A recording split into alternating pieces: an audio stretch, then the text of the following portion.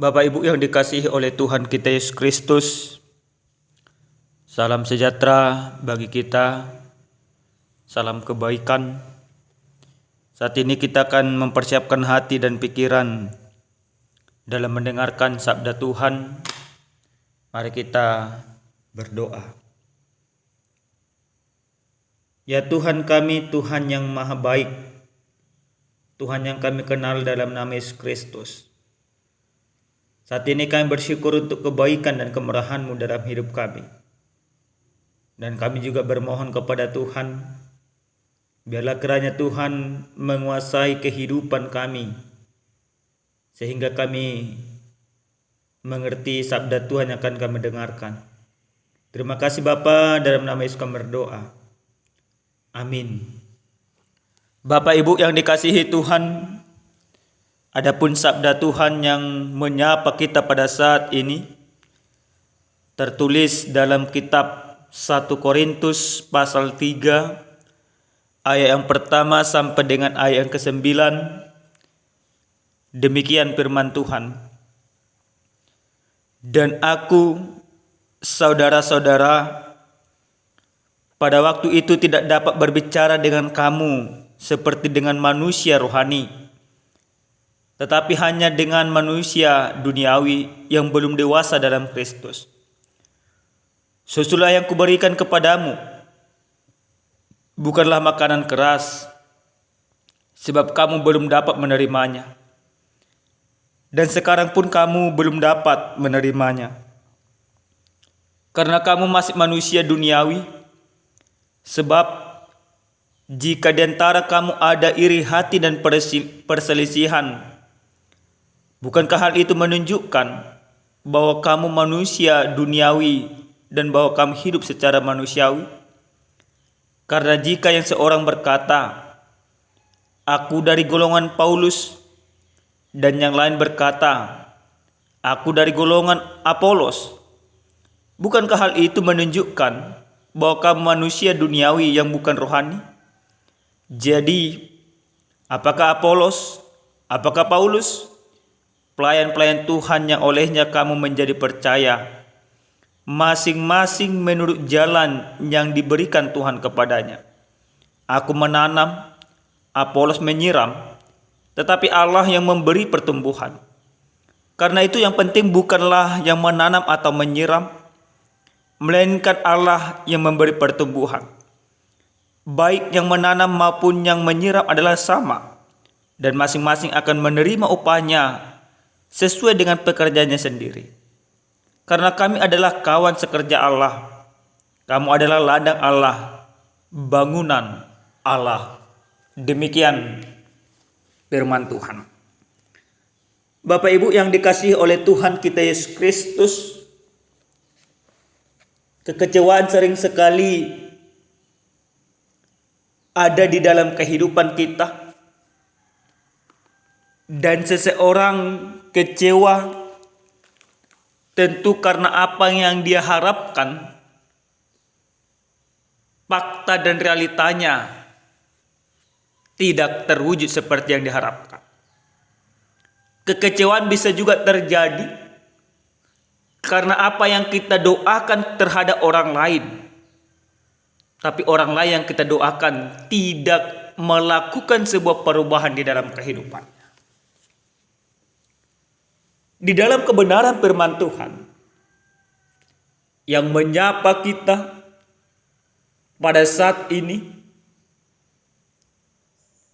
di mana Paulus menyampaikan pokok pemikirannya kepada jemaat Korintus dalam keadaan kecewa. Kekecewaan yang dirasakan oleh Paulus, di mana jemaat Korintus yang dia yakini akan hidup penuh dengan kedamaian, fakta, realita tidak demikian. Di jemaat Korintus justru terjadi pengkotak-kotakan dan perselisihan. Hal sepele, hal yang tidak perlu diperdebatkan, hal yang tidak perlu dipermasalahkan. Tetapi justru itu yang membuat mereka berdebat tanpa ada akhir. Dalam keadaan yang tidak baik itulah Paulus menasihati mereka. Apa yang disampaikan oleh kebenaran firman Tuhan pada saat ini, di mana Paulus berbicara kepada mereka tidak seperti manusia rohani, tetapi seperti manusia duniawi. Kenapa Paulus menyampaikan hal itu? Yang faktanya, realitanya mereka adalah orang-orang pengikut Kristus. Tapi kenapa Paulus sampai berbicara secara manusiawi? Karena memang orang-orang yang ada di Korintus pada saat itu, mereka masih sama seperti manusia roh, manusia duniawi semata. Ada kecemburuan, ada perselisihan, ada perpecahan, ada pengkotak-kotakan di antara mereka. Maka apa yang disampaikan kebenaran firman Tuhan ini, Paulus katakan yang dia berikan bukanlah makanan keras, tetapi seperti makanan bayi.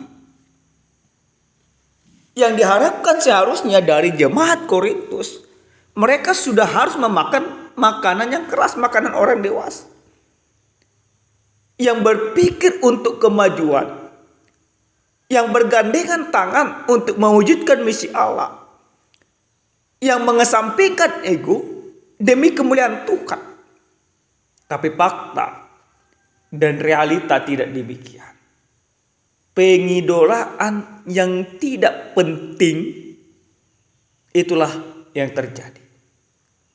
Bapak Ibu yang dikasihi Tuhan, kalau kita melihat dari nas firman Tuhan ini, dalam ayat yang keempat, di sana dikatakan, karena jika yang seorang berkata aku dari golongan Paulus dan yang lain berkata aku dari golongan Apolos, bukankah hal itu menunjukkan bahwa kamu manusia duniawi yang bukan rohani?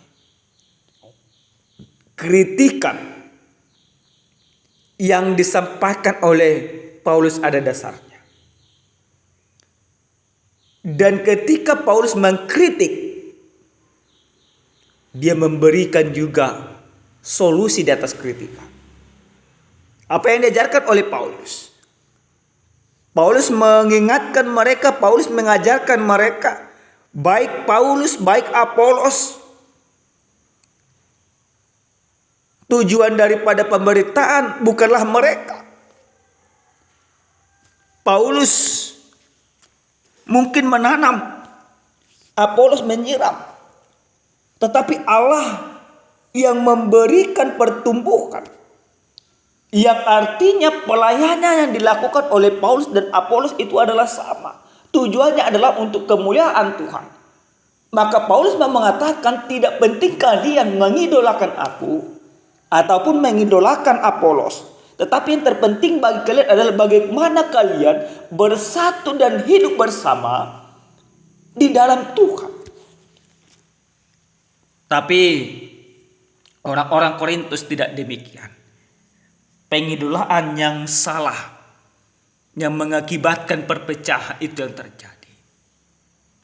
Bapak Ibu yang dikasihi oleh Tuhan kita Yesus Kristus, apa yang boleh kita lihat dari kebenaran firman Tuhan ini sesuai dengan tema yang sampai kepada kita? Kebahagiaan orang yang hidup menurut Taurat Tuhan. Yang pertama Bapak Ibu yang dikasihi Tuhan, supaya orang mampu merasakan kebahagiaan orang yang percaya yang hidup dalam Taurat Tuhan, maka dia harus mengesampingkan ego, maka dia harus mengesampingkan kepentingan-kepentingan pribadi di dalam kehidupan.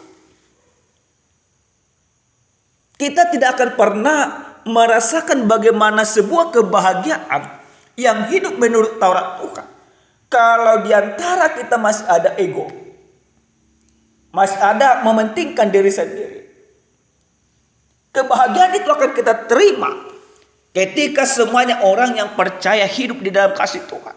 Hidup di dalam kasih Tuhan berarti dia tidak lagi menunjukkan keakuannya di dalam kehidupan. Karena aku, karena kami, Bapak Ibu, ini yang sering terjadi di tengah-tengah kehidupan kita, di tengah-tengah bergereja kita. Karena kami, karena nenek moyang kami, karena opung kami, dan sebagainya. Mereka beranggapan bahwa yang diberikan oleh nenek moyangnya menjadi dasar mereka menunjukkan kesombongan. Padahal mereka tidak pernah menyadari semuanya itu Tuhan pakai untuk kemuliaan-Nya. Maka Bapak Ibu yang dikasihi Tuhan, yang pertama dari firman ini kita mau diajar bagaimana orang yang hidup bahagia, maka dia harus hidup menurut Taurat Tuhan dengan mengesampingkan segala ego dan kehidupan yang tidak benar. Dewasa berpikir, dewasa bertindak, cerminan dari dewasa di dalam iman. Yang kedua Bapak Ibu yang dikasihi Tuhan, dari firman ini kita mau diajak bagaimana orang yang percaya itu harus bertumbuh bersama di dalam Tuhan.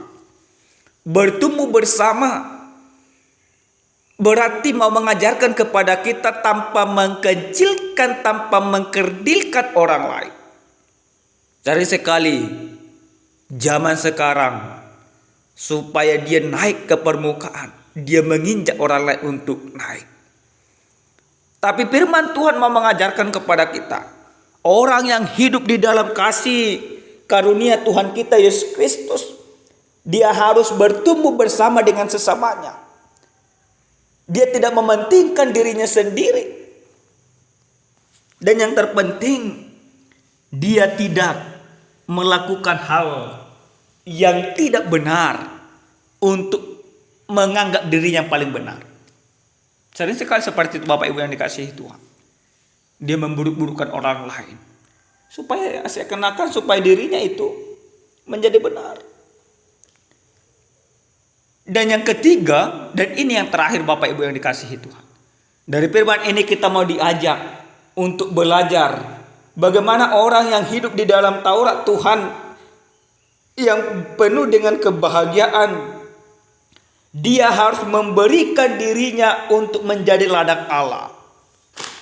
Ladang Allah berarti siap untuk dipakai Allah untuk pekerjaan Allah. Baik di tengah-tengah keluarga, baik di tengah-tengah pekerjaan sehari-hari. Karena kita adalah ladang Allah, alat Allah. Mari kita berikan sungguh-sungguh hati dan pikiran kita untuk tempat firman Allah bertumbuh, tempat firman Allah berkembang, tempat firman Allah berbuah. Dengan cara apa? Dengan cara mengimani dengan sungguh-sungguh apa yang sudah dianugerahkan Allah kepada kita lewat Yesus Kristus. Oleh karena itu, jemaat yang dikasihi Tuhan, ingatlah bahwa kita sekarang ini sudah manusia dewasa secara rohani.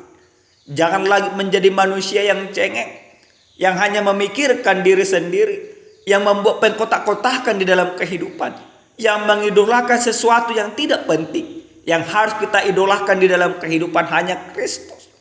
Hilangkan perselisihan, hapus tembok-tembok pemisah, dan jadikan dirimu menjadi ladang kemuliaan Tuhan. Amin. Kita bersatu dalam doa.